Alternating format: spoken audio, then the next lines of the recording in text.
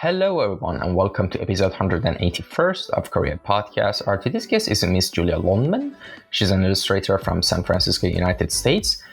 And of course, as usual, before we get into the bread and butter of this whole podcast, which are the questions and signature questions I ask everyone, let me just quickly give a quick shout out that in the contact section of the in the captions down in the anywhere you're listening or watching the podcast, you can see a bunch of links, which one of them, the first one is the Instagram ID of her page. Second one is her online shop, which I recommend everyone to check it out. If you want to buy your, significant other or your family members or loved one a gift, you can just, support an artist as well, hit two birds with one stone, And the next one is a link to our Patreon as well, which, for $2 per month plus VAT, you can get 100% access to monthly newsletter, a fully annotated article detailing the step-by-step process through a new painting that you might do, monthly inspiration article, and here's an interesting one, wallpaper downloads for phones and a computer each month, and every other month a time-lapse video with an article detailing materials and photos, which if you're into her illustrations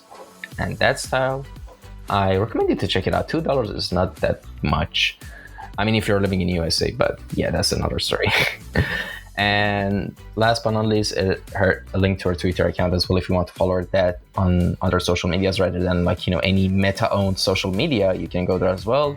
Which, as of today, we're recording this episode on the 6th of July. And on 6th of July and 5th of July, the whole messaging feature of Instagram has got blown up to smithereens. It doesn't work at all. That's why I'm saying you should follow her on Twitter as well. So with that being said, let's jump into the first question, and which is the signature question of the podcast. Tell us about, basically give us a little introduction on how we got into the world of visual arts and design. Basically tell us the story of what made you go that, I want to become an artist for the rest of my life, Okay, well, I think it's just something I've always done. I mean, I from the time I was little, like most kids, I started drawing very young, and I just never really gave it up. I've always kept sketchbooks, and when I was growing up, I used to get in trouble all the time for drawing in my textbooks. And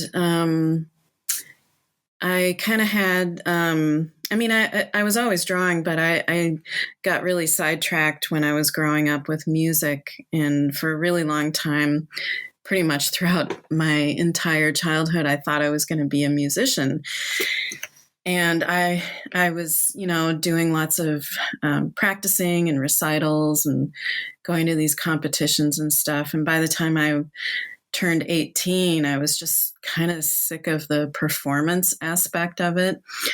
And it was that time of life where it was like, well, I have to figure out what I want to do. And if I'm not going to be a musician, well, what else do I have? I just really like to draw.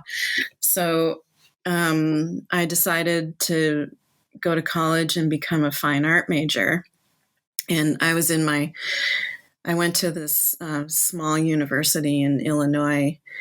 And in my first couple of semesters there, I had a pretty bad experience with the fine art teacher there, who was kind of this really brash, sort of old school painter from the University of Chicago. And he really scared me because he was like, well, I had mentioned something to him about becoming an illustrator because I read so many books when I was growing up, and I was like, I really want to illustrate books. I want to do something like that. And I had mentioned that to him, and he basically tore me down in front of everybody in class.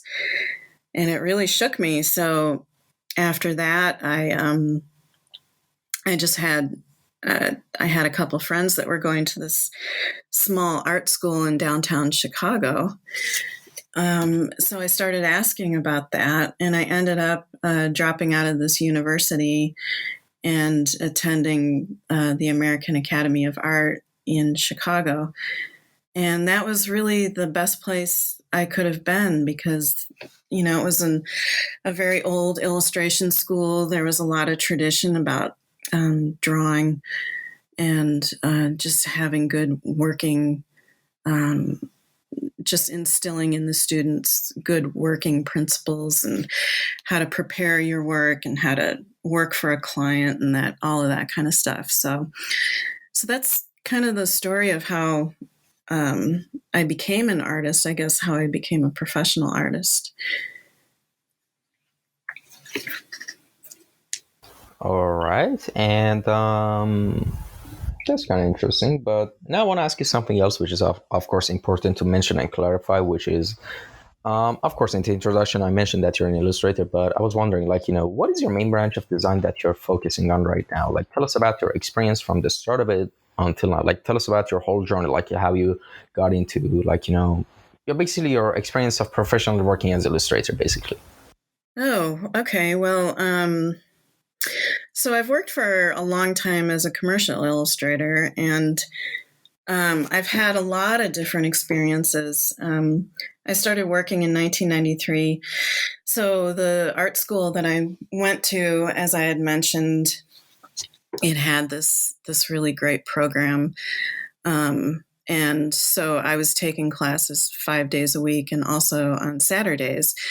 And it just so happened on Saturdays, on the Saturday classes, they had this sort of open studio thing where anybody from the public could also join the life drawing classes. And it just so happened that this woman who owned an animation studio was taking a class, that the life drawing class that I was taking, and she and I got to know each other, and she saw some of my work on the hallway walls of the school.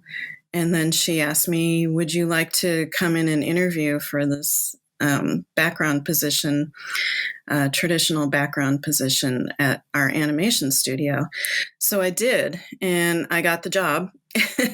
And that was the last semester of my education at the American Academy of Arts. So I took it and I started working, and I learned so much about animation working in that job. It was such a fantastic job. So I started painting backgrounds for animated commercials, Lucky Charms, Trick Cereal. And of course, this was in 1993, and I worked there until I think 2000. And that was the era when Disney was releasing all of these great movies, The Lion King, Aladdin, all of those movies in the 90s. So there were a lot of these art of books that were coming out at the time. And those, for me as a newbie background painter, those were such a great resource. Because I was able to, as I'm doing my job, I was like, oh my God, I have this huge commercial that I've got to do, usually about 8 to 10 backgrounds. And I'm not sure how I'm going to paint this. And so I would just flip through these art of books and take a look and like, oh, okay, Beauty and the Beast has this amazing fall foliage. I think on this commercial, I'll paint the fall season, just like Beauty and the Beast. So I learned a lot at that job. And of course, I ended up working at that job doing other things too. And it was around, I think it was 2000 when I ended up moving out to San Francisco. And that was also happened to be the time when the animation industry was really changing. It went from traditional to digital. And so I had to really scramble to learn Photoshop. And at that time, Flash animation was a thing. So I had to learn how to use Flash, Illustrator, all of those main programs in order to get work. Because I should also mention that I moved out here with my ex-husband, who was an animation director. And so it was his job that brought us here. And so when we came here, I really had a lot of trouble finding work because San Francisco is not really a big animation community. There's a lot of games here. And at that time, a lot of the animation studios had closed down or were kind of at the tail end of their business. So I had to adapt. So I spent a lot of time just learning Photoshop and trying to get work. And what ended up happening is I got a lot of work at EA, Electronic Arts, just, doing illustration work, but digital. And that was also a really great experience. And so once I had some game work, things just really started opening up for me in the Bay Area. And I got a lot more work, just, working on games, usually online games, casual games, that kind of thing. All right. And right, that's a load of like interesting experience that we can go on to talk about more. And all right, there's like, of course, we're going to also discuss about some general stuff that I actually wanted to ask you as well, but there's like 1-2 questions I need to ask you first before that, which Okay. is, one of them is, how does your design process usually go anytime you want to work on a new project or a new piece? Basically, like, what does the structure of your pipeline look like whenever you want to work on a new piece, as I said? Well, I should say here that I'm working on my personal art now, full time, pretty much. I do some freelance work for other people on the side, but I'm pretty much focused on my personal artwork because it's I've had a really long career, and it's something that I've always wanted to do, is just develop, what my own art looks like. And so I'm pretty immersed in that at the moment. So if I got an assignment at work for,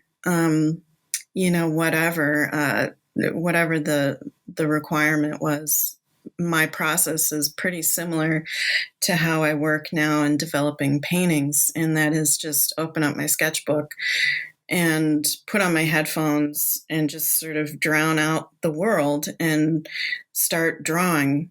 And sometimes, going through some art history, like I really like to look at archives of older paintings throughout history, because there's so many just incredibly fascinating paintings out there. And so sometimes I just, scroll through and look at lots of paintings and objects and architecture and, whatever it is. And I start doing sketching. And usually from sketching, like once you do one sketch or two sketches, it's kind of like this chain reaction sort of thing where ideas just start to kind of build on each other. And then after a while, you kind of get this flood of ideas. And from there, I usually, take a deep breath and then look at what I have. And at that point, just, zero in on a couple of ideas. And then when I zero in on a couple of sketches, what I usually like to do is take a photo of my sketchbook and bring that into Photoshop. And at that point, I start playing around with those sketches even further and try to develop them into finer line work.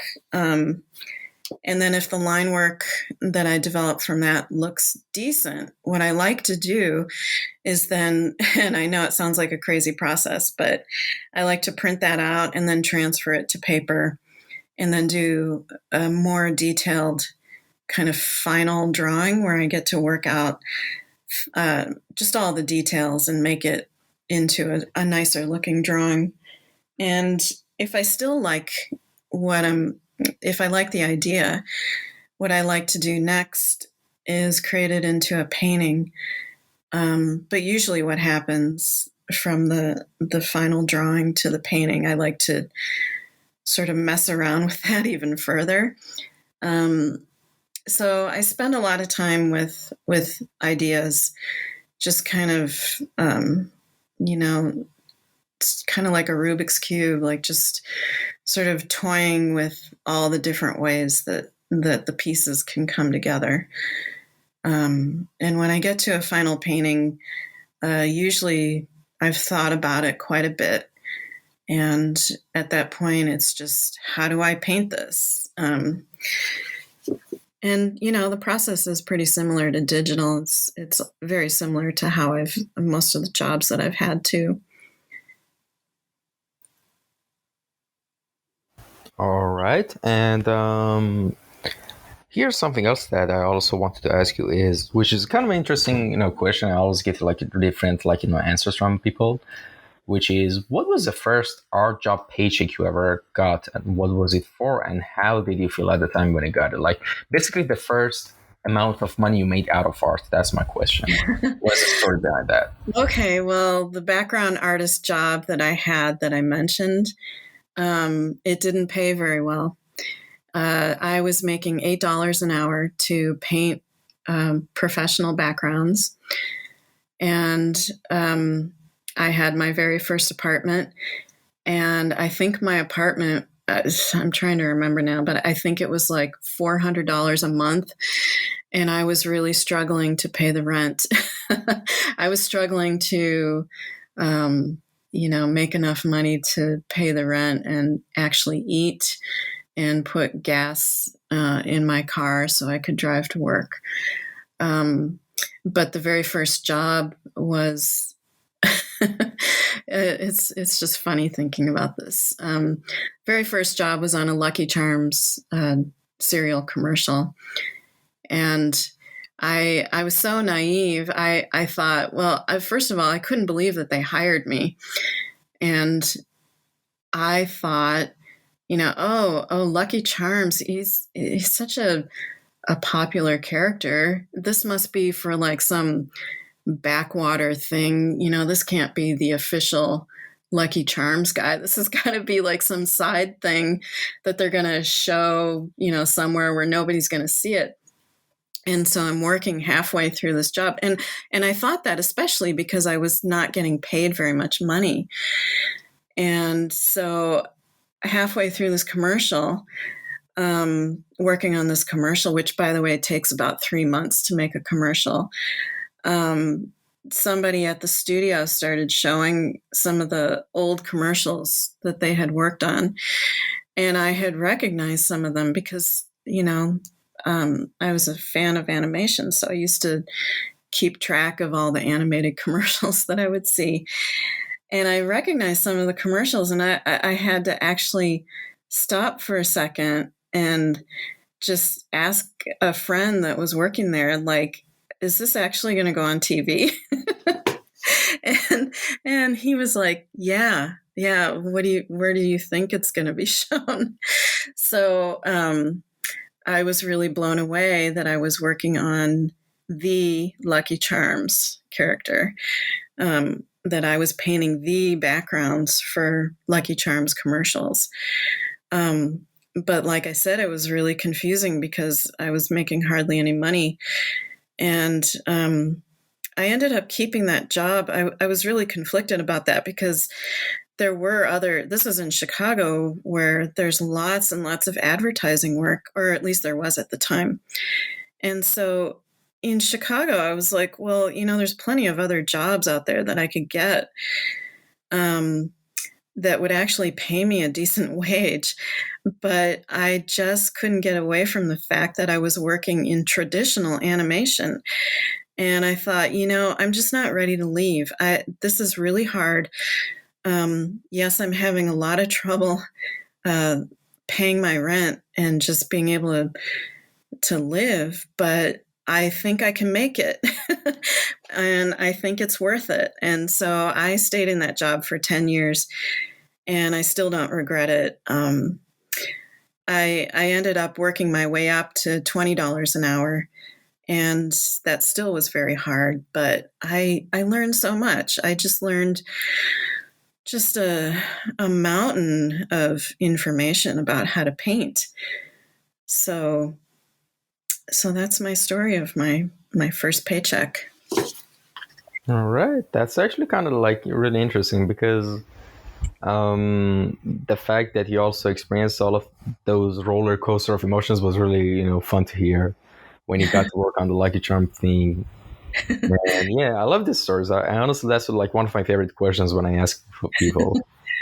And all right, let's go to some of the general. We've now officially reached the general art chat section of the podcast, which we're going to just dive into, like just different stuff from your art journey. Which of course, one of them we also talked about, like briefly before recording, was that you for a while used to work as an commercial animator for games, like background, and I think you kind of mentioned it briefly, like during some of your answers, right? Yeah. And could you tell us a little bit more about that? You mean working in games? Yes. Okay. Yeah. Well, so the first game company, I painted backgrounds for the Learning Company before I worked for EA. And at that time, they were just CD-ROM games. And it was almost exactly the same as working in animation. It was just, here's a set, except there were more backgrounds. So here's a set of, we need 50 backgrounds and we need you to just start painting. And so because in that process, because there were so many, they divided up the work. So somebody else would actually draw the backgrounds, and then I would get these line drawings, and then I would just paint over them. So that was my very first actual official game job. And then I was very grateful for that too, though, because that was my first actual digital Photoshop painting backgrounds in Photoshop job. And that really opened up doors for me here in San Francisco, because nobody was interested in working with a traditional background painter. So I was just so relieved to have that work. And it was a really good experience because I didn't have to worry about the drawing. I could just figure out, I could just spend all of my time and get paid to figure out how to use Photoshop brushes and how to make this look like a traditional background painting. And so through that job, I met some other people, and I ended up getting a lot of freelance work through this company that EA had bought called Pogo.com. And that was one of the very first online game companies. And they just had lots of games that they were making. They were just making these little casual games, a lot of card games. And a lot of those games had themes. And so a couple of them, the art director would contact me and say, well, I have no idea what the theme of this card game would be. Can you come up with something? So I had to come up with characters and kind of a storyline and all of that kind of stuff. So I was doing a lot of sketching. And I was extremely happy doing that kind of work because it was just fun. So I ended up working for Pogo. I think I worked with them for about 10 years. And I ended up working a lot on their avatars, which are called the Pogo Minis. And so I worked on those for ages because they were making, I got assigned to it because those were making the company so much money. And so it was just like, can you come up with all these different clothes? And then usually there's backgrounds behind the avatars. So I enjoyed working on those. But, after 10 years, it started to get pretty boring. And then that was also the rise of kind of this online gaming. So a lot of the people that I worked with ended up going over to Zynga in the very early days of Zynga. And so I had a lot of connections over there. And then eventually my former art director asked me to come over to Zynga. So I worked at Zynga for, I'm not sure, 4 years, I think. and it was just an incredibly stressful job, I have to say. And it wasn't quite as fun as working at Pogo or the Learning Company or doing animation backgrounds. It was just high pressure. Like, we need 50 assets and they called artwork assets. We need 50 assets by the end of the week. Just do it. So lots of long nights, lots of working on weekends. And then, we were also working on call a lot. So like the weekends, like one weekend a month, we'd be on call because things would happen, because these games are all live. And so things would happen where they need emergency artwork. So yeah, that's my experience working in games. And then I ended up actually art directing a game at Disney Interactive, a couple of games actually, and that was an entirely different experience. And what were those games like? Do you remember them? Oh gosh. Yeah, I've worked on so many. Well, the ones at Zynga I worked on Petville, Cityville, Treasure Isle. I can't even. I'm sorry, I can't remember all of them. I worked on no worries at all. quite a few Zynga games. At Zynga they had this thing too where some artists were floating in between teams, and so I ended up, for about a year, I ended up being this artist that was. I swear I was moving my desk every 2 months to a different part of the building and working with a whole new crew of people. And oh my God, it was so stressful. So I worked on a lot of games. I also worked on game concepts where I had to develop a lot of pitch art, things that never saw the light of day, that kind of thing. All right. And all right. So, as you can remember, I kind of put a story on the podcast page about like if anyone had a question, and someone pitched in and, they had a question, and I'm going to read their questions. Okay. And which is, by the way, like, don't worry, adult people barely put in questions. I don't know why, for every guest, like, not just you. Like, Okay. For yours, actually, someone put a question. Like, most people don't even get a question, All right. The question is, does she have any big projects planned, like an art/storybook or show? Toned Blue asks. Oh. Well, yes, I do have a book. I've actually written scripts to 2 different books. So I guess I should talk about this a little bit because it's not something I've really mentioned anywhere. But yeah, I've written 2 different books, and one of the big things that I've been working on in the past year with my personal art is trying to figure out a method of working that that will be good for actually illustrating the interior of a book. When I started working on my personal art, I was doing a lot of oil paintings, and I don't know, I just started to feel like it's the way I work in oil, it just takes too long.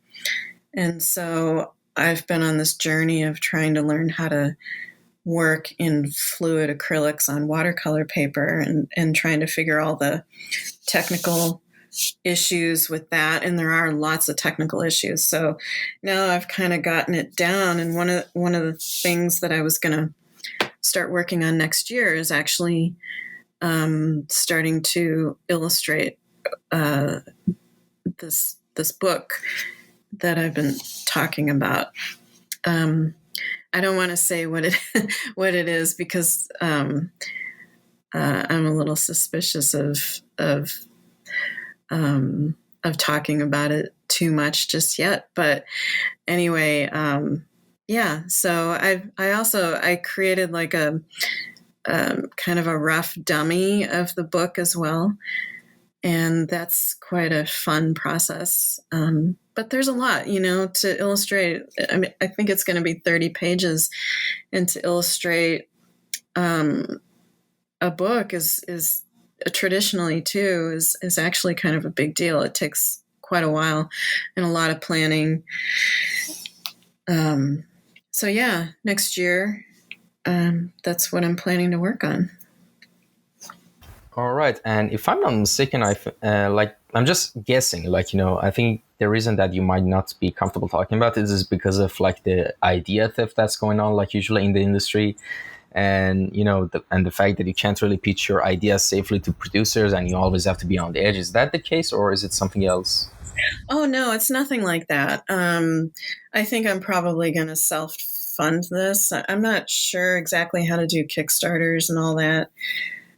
So I was just thinking I would illustrate it and publish kind of a low run. So I'm not really pitching it to anybody. I'm not really showing it around or anything like that. It's really more just like talking in depth about the story. I have it all worked out, but I kind of, when I start working on it, it might change. It's just a short love story. So I don't know. I guess talking about it in depth. Yeah, I don't know. It just feels like I'm not ready to describe too much more than that. All right, That's fair all. enough. Because I said about the idea theft because I actually even discussed it in another episode with Sanguine. He's another illustrator. I don't know if you know him. But he's also working on his personal project. And how is this related? Because a couple of episodes before even that, there was another guest. I know this is getting kind of complicated, but bear with me. There was I interviewed a guy called Darko Markovic. He also known as Darmar. He's been working on his personal IP for 7 years, and he was talking about how his idea nearly got stolen by some producer in Hollywood, and how he had to get an agent and lawyer. But he told me something super interesting, which I think should be interesting to you as well.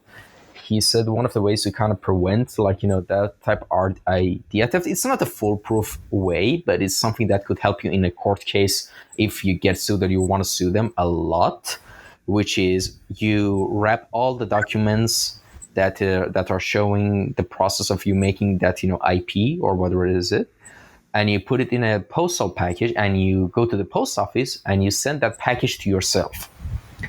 When that happens, all the evidence is stamped and dated, everything, and you don't, by the way, open or touch that package, all right, unless you go in the court. And if you want to present evidence, you say these are the evidence, this is the date that you get the point. And I was like, oh my god, that's actually kind of low-key genius. Yeah, I've heard of something like that before. I think the idea is just to put a date stamp on your work that's independent, and that's the way to do it. Especially if you have producers challenging you. You can say, well, this was my idea, and here's my direct evidence of the time when I worked on it. Yeah, I think that's the idea behind that, but I'm not entirely sure. I'm not too worried about getting ripped off. I don't think anybody's going to rip off my idea. I don't really have any big plans to pitch to producers or anything like that. What I would love, though, is it's an idea that I think could be a really cool animated short. So I'd love to make the book, and then if anybody wants to actually help me make it into a short at some point down the road, I would love to do that. But first things first. I actually have to illustrate the thing. All right, yeah, definitely. And please, by the way, if you wanted to do the Kickstarter or anything, please do let us know. I will personally share the link as well. so Oh, we thank can you. reach that goal as well. And yeah, there's a lot of potential things we can do with you can do actually with the genre of your illustrations for, like, it could be like individual, like art style for an indie game, or I don't know, like a graphic Yeah. novel, or even animation, as you said. Like that Yes. type of art style is the like there. I had another artist on the podcast like a year back. Like, I don't know if you know Serena Malion, if you know her. She's from Canada. Maybe. Yeah, and her art style Sorry, is kind of I'm not very similar. good with names. Yeah, and yeah, her art style is kind of similar to yours, and I just feel something cozy about this type of art style. I don't know. It's the type of art style that I don't know. I know it might sound weird, but this is just a vibe I get. It belongs to the season of fall. It belongs to fall season. You need to get your hot cup of cocoa, and you sit behind the window, and you just enjoy the cozy like art style, in whatever medium. I don't know. Yeah, It's just my opinion. warm and Uh, cozy. yeah. And all right, so here's another topic I want to actually discuss, which kind of mentioned briefly, like before we start the recording, which was, what does creativity actually mean in visual art? Like, how can we measure and quantify it, like creativity, because it's such an abstract topic.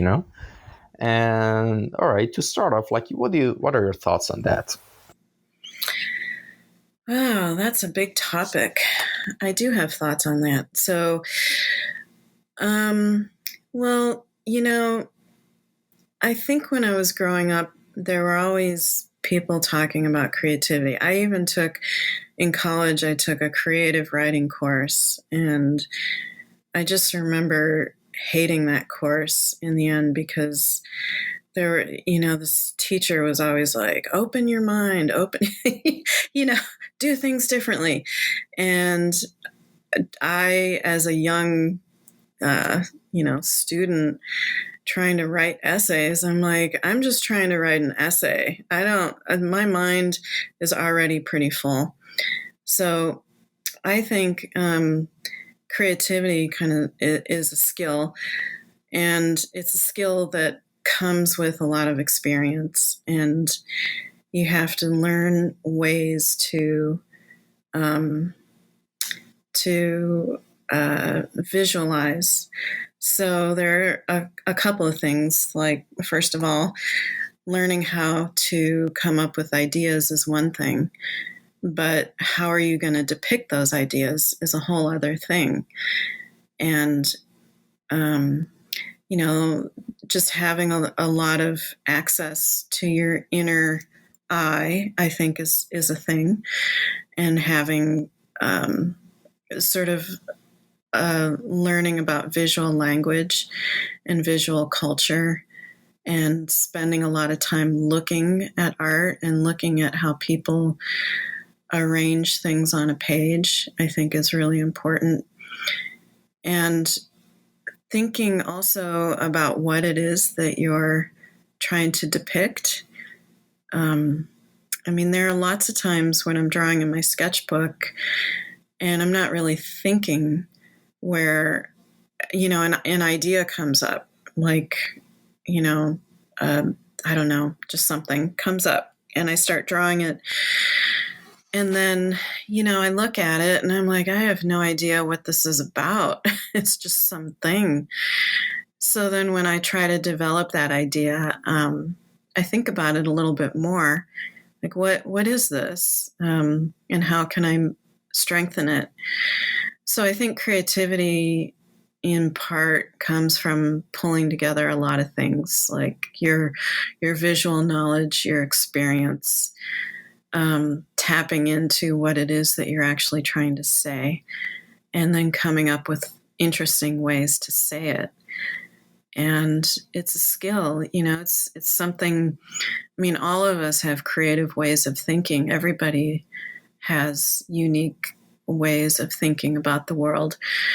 But when it comes to visual art, there really is a language to it, and you want to be able to be clear to your audience of what it is you're saying, but you also want to be clear to yourself.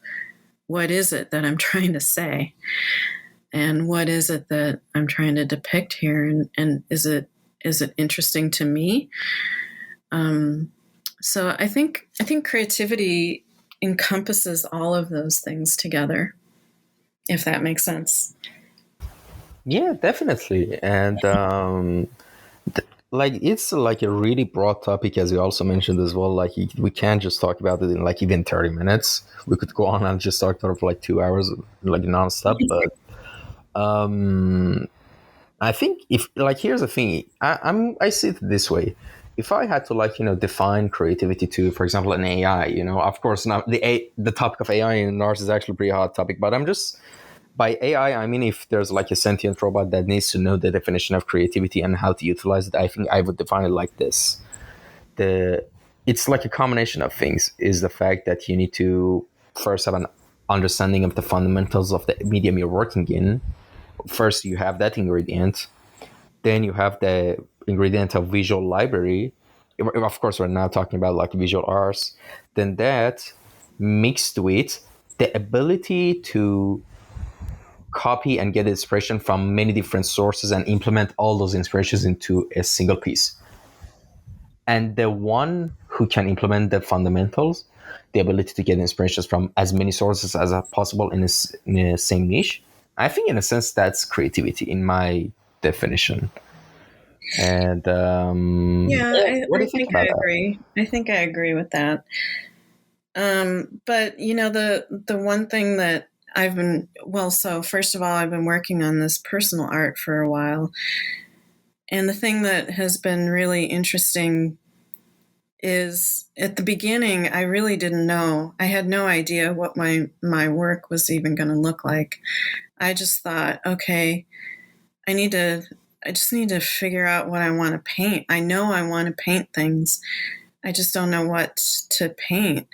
And so I came up with this routine.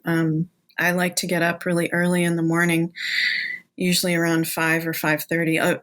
During the pandemic, that's gotten completely messed up. But pre-pandemic, I would get up really early and just fix myself a really strong cup of coffee to wake up. And I always keep my sketchbook on my dining room table. And I like to keep my materials there too, and my headphones.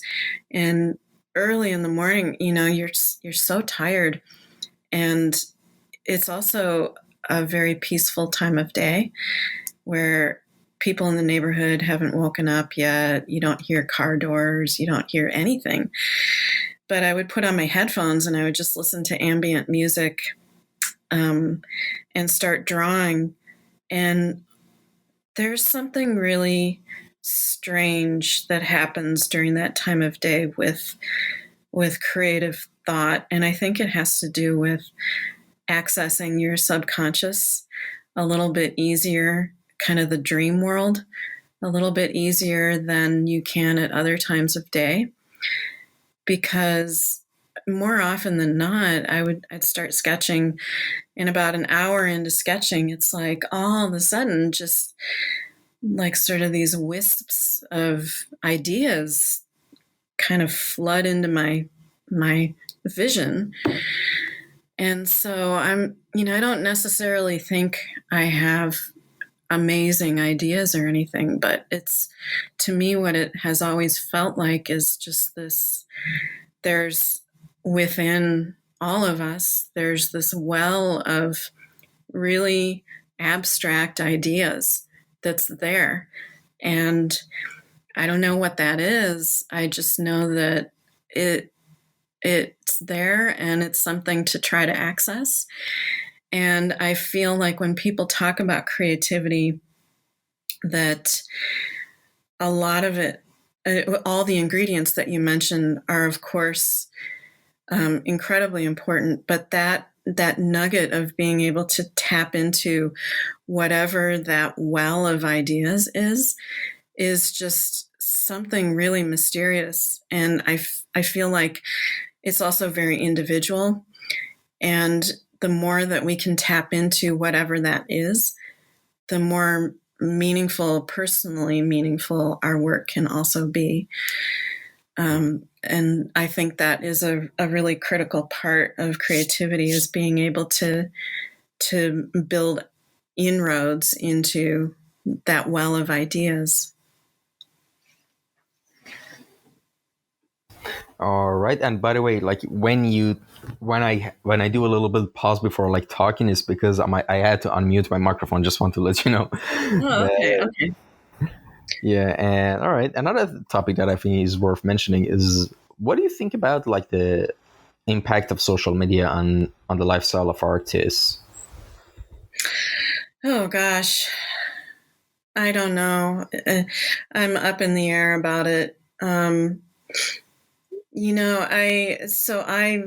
spent most of my career pre-social media, um, and I was fine with it. I mean, I was always painting and drawing things, but my world was so much smaller. It was much more local.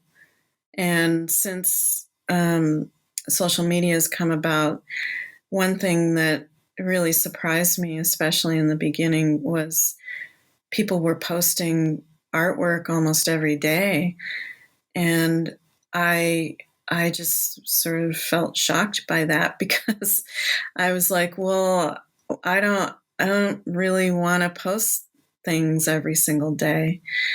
Um, as I mentioned, I like to think about my ideas a lot, and I like to kind of hold my cards close before I start posting things. And it's the same pre-social media. I like to work out ideas before I show people. And part of the reason for that is because I don't want a lot of feedback.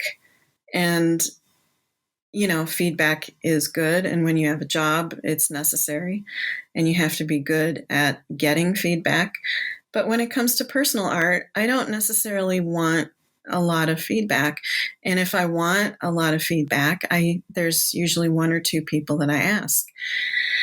And I worry a little bit about. I've seen people be bullied for their artwork online. I've seen some just really disturbing conversations where, like a teenager posts their art and there's just all these people tearing them down. And honestly, I can't, if I was a teenager today, I don't know how on earth I would navigate that emotionally. I'd probably quit.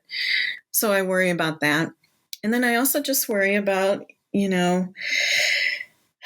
there's other issues having to do with being ripped off. I mean, it's happened to me. There was one of my images that was taken by another designer who took my image, reversed it, and redid the whole thing in a kind of a different style. And then that was made into something for a Christmas ornament thing for Nordstrom's. And I see my artwork being ripped off and sold in the store, and I'm like, oh my God, that wouldn't have happened if I didn't post my images online. So I worry about that, and then I'm not the only artist that's happened to. It's happened to a lot of people. And so there's a lot of images, a lot of art online right now, and it's completely free. In a lot of ways, it's an incredible library for us that like to look at art and appreciate art and be a part of the community. But I also worry about, is there any way for all of us to get paid? Some of my friends are very popular artists who are posting all the time, and then you see basically their artwork showing up in concept art for games. So I don't know. It's a little. There's a lot of murky areas. There's good things and bad things, but I worry about what it does to the art community. I think one of the biggest things too that's really been troubling about social media, and I'll use Spotify as an example, where all these musicians, like this company, it's just a tech company, and they built up their company on the backs of musicians who get paid literally cents, just a couple cents per play. So not a lot of musicians are making money, but the company itself is doing really well.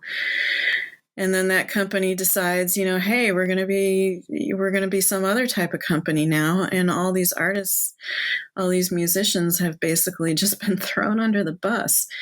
So I feel like social media in general is like that, like Instagram, Twitter. I mean, the art presence, the art community presence online is pretty massive. It's worldwide. And I worry that we're being taken advantage of in a lot of ways.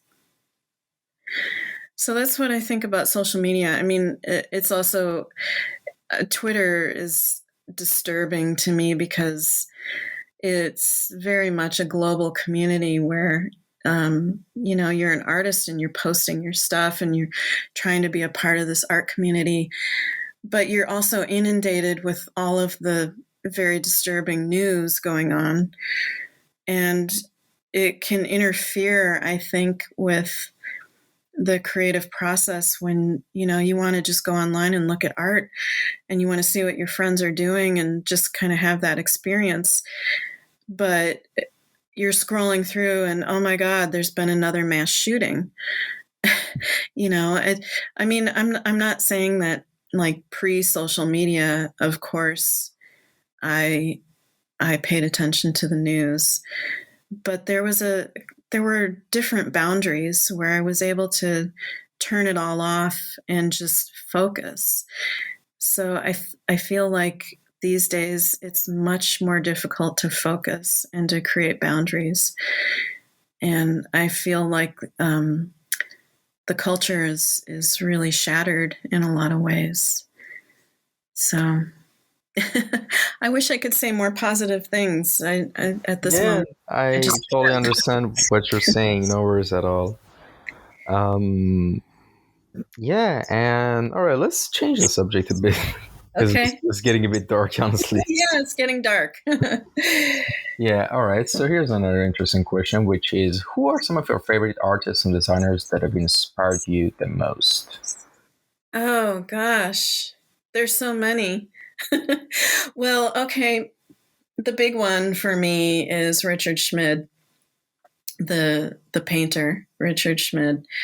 And I'm very biased on that because when this first job that I mentioned, actually the college that I went to, the American Academy of Art, I ended up meeting Richard Schmid and being a part of this sort of small group of painters that would paint with him when I was in art school over at this other place called the Palette and Chisel in downtown Chicago. And seeing an older painter like that and just an amazing painter, very wise, within just creating beautiful paintings right in front of my eyes was really a pretty life-changing experience. And so I was really heavily influenced by him for most of my life. But I also really like other artists. Andrew Wyeth was really a big influence on me as well. Gosh, there's so many artists. Ralph McQuarrie. I mean, when I was growing up, I saw his, like, first of all, when I very first saw Star Wars, I had no idea that there was such a thing as like artists that worked on movies. And then this was like late 70s and early 80s when like these fan magazines would start coming out and they would show all these artists and things. And I'd go to the library, the school library, and there would be like these books of artists that worked on movies. And I was like, what is this? I don't understand. But this is so cool. Gosh, there's so many painters. I'm drawing a blank. It's like as soon as you ask a question like that, it's like my mind just fills up with so many names that I almost just like black out because it's like, oh my God, there's just so many. Yeah, I mean that's totally understandable because most artists are not good with names; they're good with visuals. So Yeah, you probably know a lot of artists who you want to yeah, speak, but you forgot their names. But I mean, it's a natural thing that happens all the time in the podcast. No worries at all. yeah. I'm actually pretty terrible with names. Names and dates are enemies to me.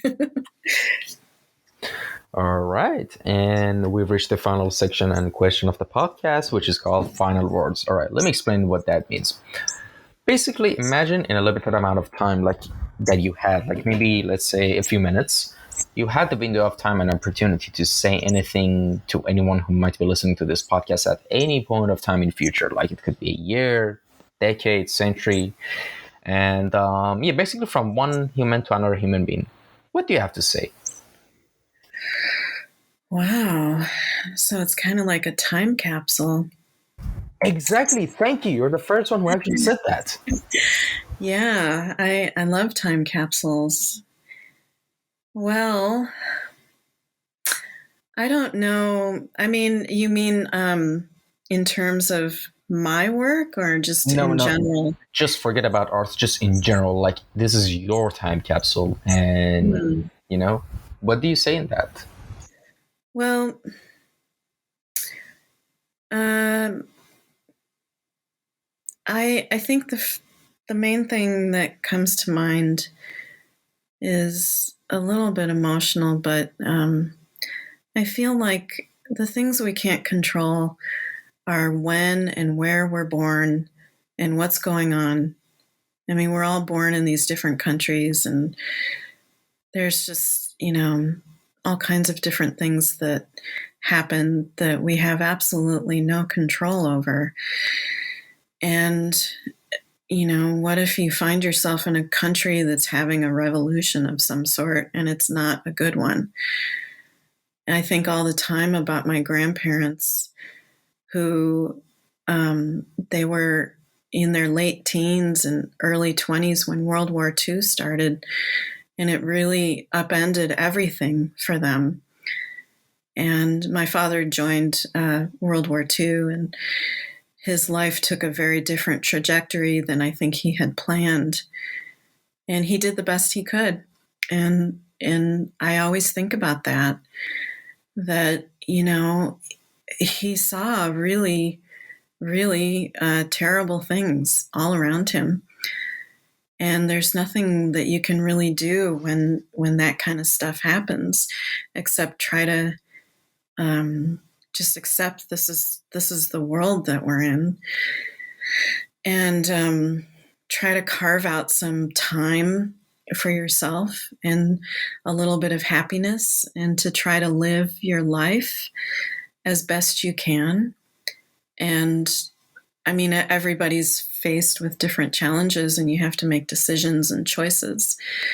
But I hope that some of those choices involve trying to keep your relationships with other people alive, trying to keep your friendships alive, and not turn to darkness and bitterness, and to try to,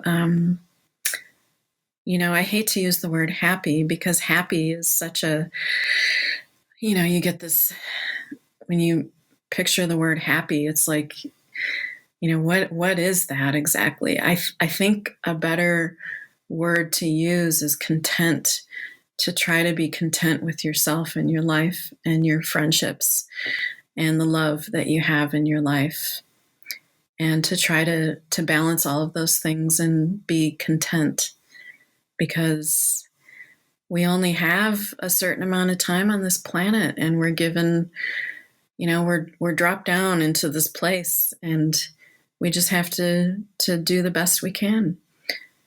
So I think that's what I would say. And art for me is a part of it, because I've had to deal with some pretty difficult things in my life, especially when I was growing up. And for me, sketching and playing music and being involved in art was really very much a way to sort of keep my heart open and alive, and instead of hardening myself into something else. So that's all I have to say to my future friends. All right. And by the way, like I kind of remembered again because earlier in the episode while we were recording, you kind of unlocked one of my lost childhood memories while you were actually retelling your own childhood memories. Oh, Is yes. because I remember that when I was 9, and my teacher at the time was like this young teacher she was probably like a university student doing teaching as a side gig.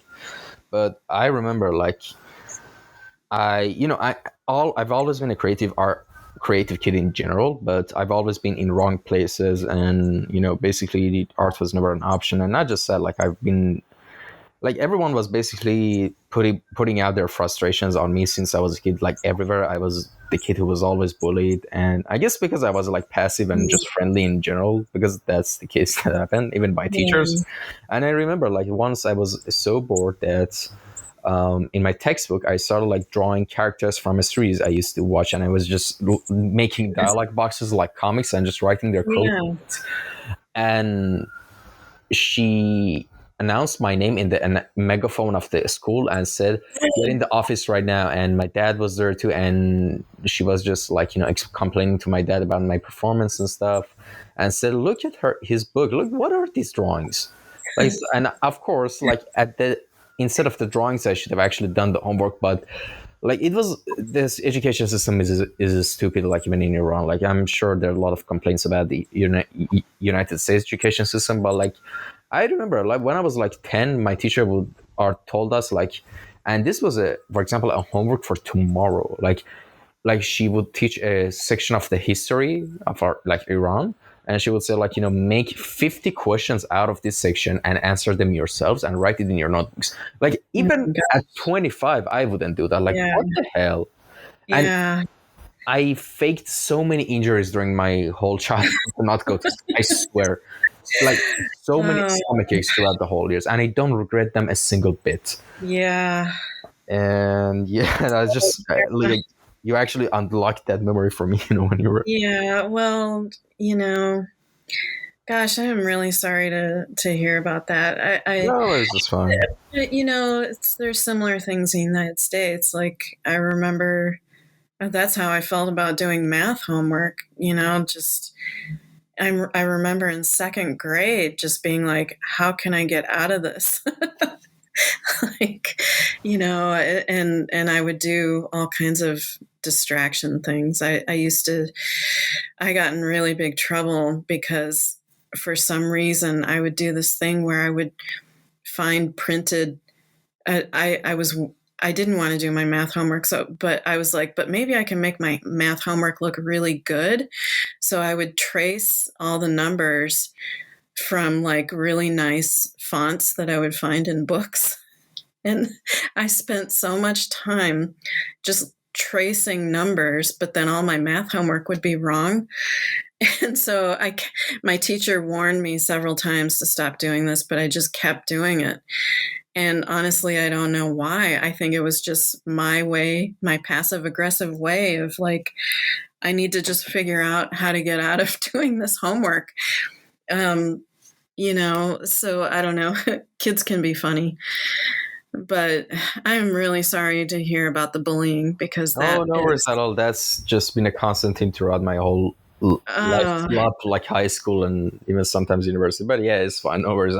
I don't carry any trauma or emotional baggage from them. Like I'm glad because I think, we were talking earlier about creativity, and there's something I forgot to mention, and that is having shame.